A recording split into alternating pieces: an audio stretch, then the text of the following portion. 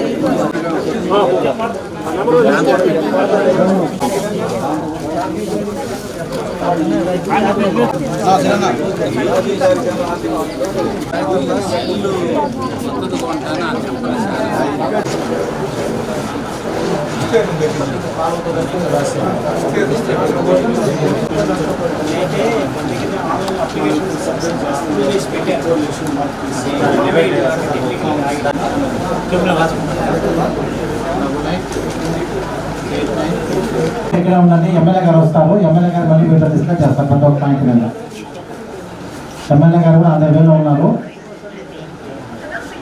Complete అయిన వాళ్ళు కూడా ఇక్కడే ఉండండి. దానిపైన ఒకరికి ఇండివిజువల్గా 1 by 1 మనం ఎక్స్ప్లెయిన్ చేస్తాం.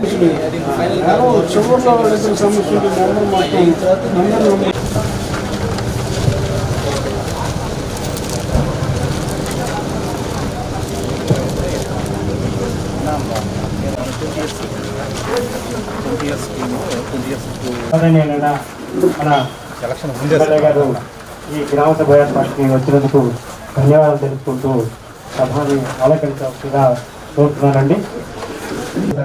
ఎందుకంటే ఎందుకు రిక్వెస్ట్ చేస్తున్నాం అంటే, గట్టు సమస్య అనేది ఈరోజు చేస్తాం వెళ్ళిపోతూ మాది అంటే ఎక్స్టెండ్ సరిపోతే దాన్ని ఓకే తెలుసుకునే వరకు రప్పించండి.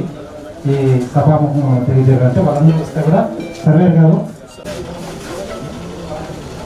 రిమైనింగ్ మనకి ఏదైతే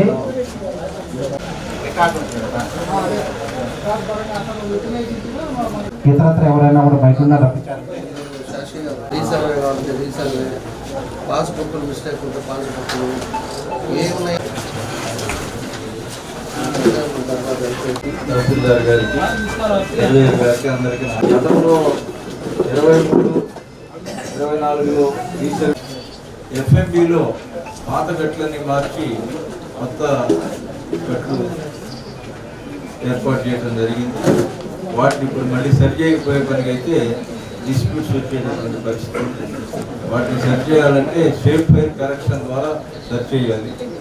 ఆ చుట్టూ ఉన్నటువంటి రైతులందరూ సహకరించి చేయాలి. ఇవన్నీ దేవస్థానానికి సర్వే చేసినందుకు ఇచ్చినవి మాత్రం చేయడానికి లేదు. అది ఎందుకంటే సుప్రీంకోర్టు దానికి క్లారిఫికేషన్ కూడా ఏప్రిల్లో ఇచ్చారు. 300 అదే చెబుతుంది. పొరపాటు జరిగినవి అవి సరి చేస్తారు. వాళ్ళేమో అప్పుడు అడావి ఈ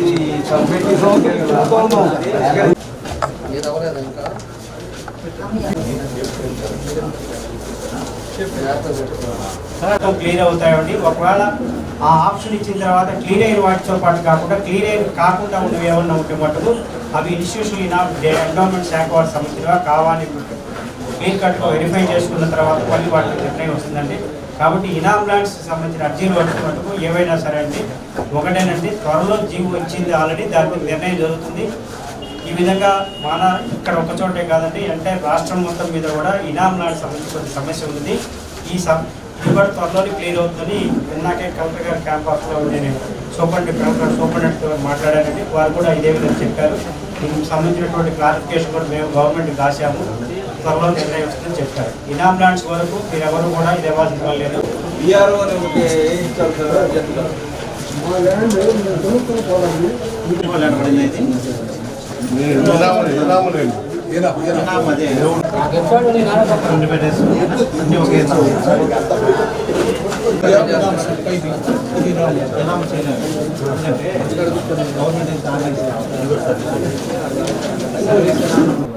ఎప్పటి నుంచో మన ఉలిచిలో రెవెన్యూ సమస్యలు ఎక్కువగా ఉన్నాయని చెప్పేసి చెప్తా ఉన్నారు.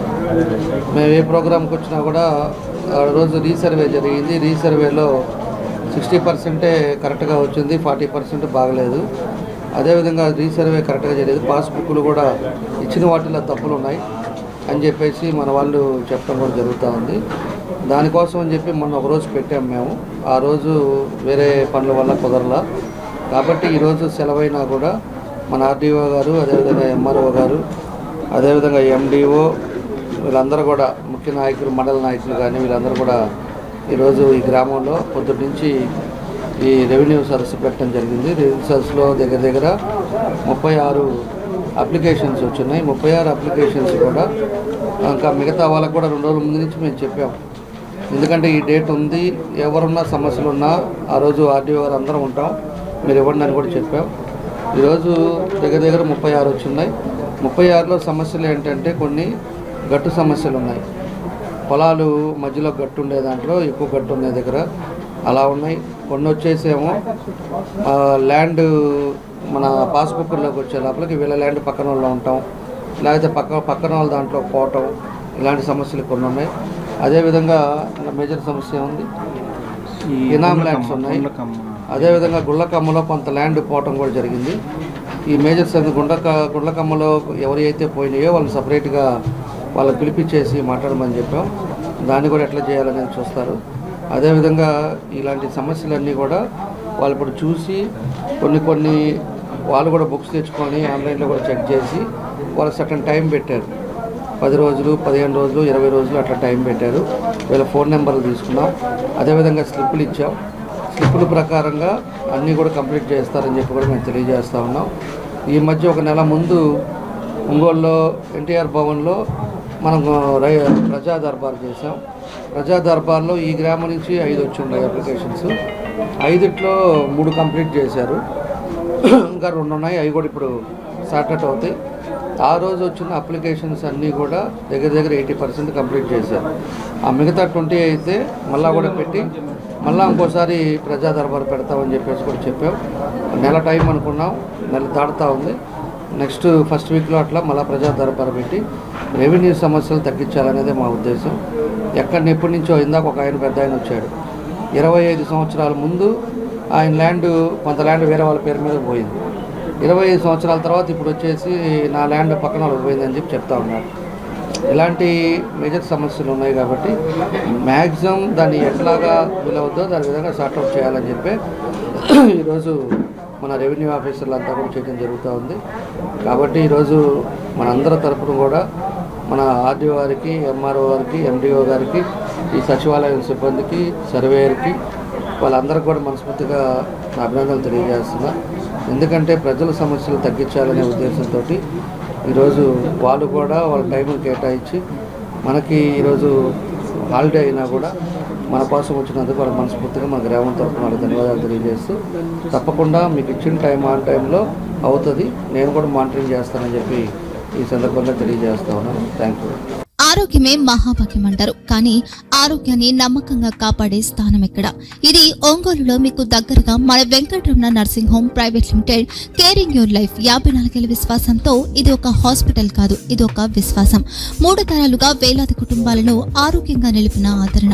మా నిపుణుల వైద్య బృందం మా దగ్గర అనుభవం కలిగిన బృందంలో అందించే సేవలు neuro surgery, general medicine, diabetes, pulmonologist, general surgery, ophthalmology, urology, orthopaedic, ENT, paediatrics, dental surgery, anaesthesiology, gynaecology, cardiology, emergency మరియు క్రిటికల్ కేర్. ఒంగోలులో ఆరోగ్యానికి ఒక కొత్త శకం ప్రారంభమవుతుంది. వెంకటరమణ ఐ హాస్పిటల్ ప్రారంభించబడింది. కంటి ఆరోగ్యానికి ప్రత్యేక పరిష్కారంగా ప్రభుత్వ ఉద్యోగులు, రిటైర్డ్ ఉద్యోగులు మరియు వారి కుటుంబ సభ్యుల కోసం EHS ద్వారా వైద్యం, క్యాష్లెస్ సేవలు, Medi Assist, Star, GHPL, Aditya Birla, Bajaj Allianz మరియు ఇతర ప్రముఖ హెల్త్ స్కీమ్లు అందుబాటులో ఉన్నాయి. ఆరోగ్యశ్రీ, డాక్టర్ NTR వైద్య సేవా నిధి అందుబాటులో ఉన్నాయి. చిరునామా RTC బస్టాండ్ ఎదురుగా, Kurnool road, Ongole. Phone number 08592282623, cell number 9100679099. Eye hospital number 9866484770. Website www.venkatramanarsinghome.com. Facebook www.facebook.com/VKRNH. Venkataramana nursing home, 3 తరాల విశ్వాసం, నూతనతతో కూడిన సేవ. మేము కేవలం చికిత్స చేయము, మేము శ్రద్ధ వహిస్తాం, పరిరక్షిస్తాం. సేవ చేయడం మాకు ధ్యేయం.